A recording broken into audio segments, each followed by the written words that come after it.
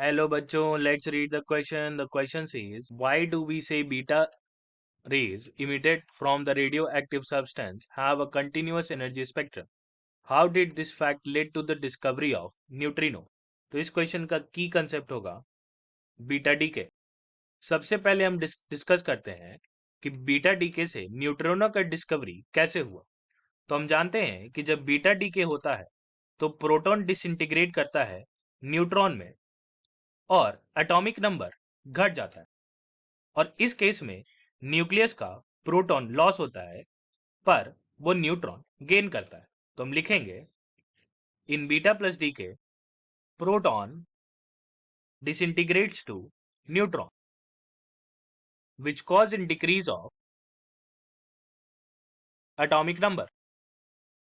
लेकिन conservation of mass के साथ साथ कंजर्वेशन ऑफ चार्ज भी इंपॉर्टेंट है।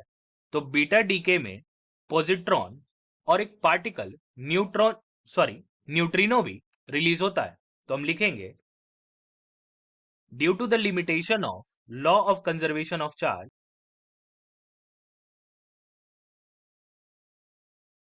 इन बीटा डीके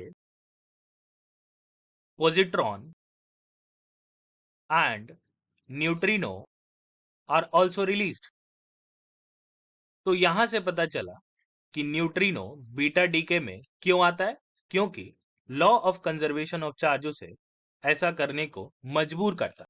अब हम चलते हैं अपने पहले क्वेश्चन में जहां हमसे पूछा जा रहा है कि बीटा रे का एनर्जी स्पेक्ट्रम कंटिन्यूअस क्यों होता है। क्योंकि बीटा डीके में न्यूट्रिनो और पार्टिकल्स दोनों इमिट होते हैं तो दोनों ही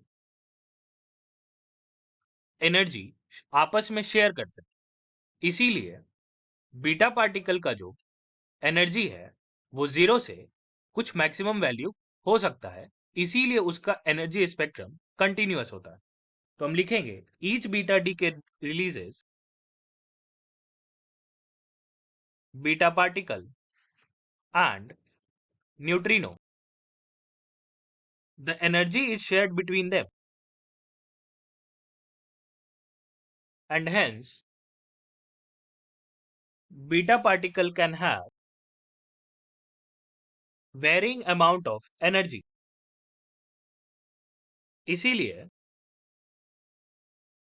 उस एनर्जी का वैल्यू 0 से कुछ मैक्सिमम वैल्यू हो सकता है and that is why it's energy spectrum continuous।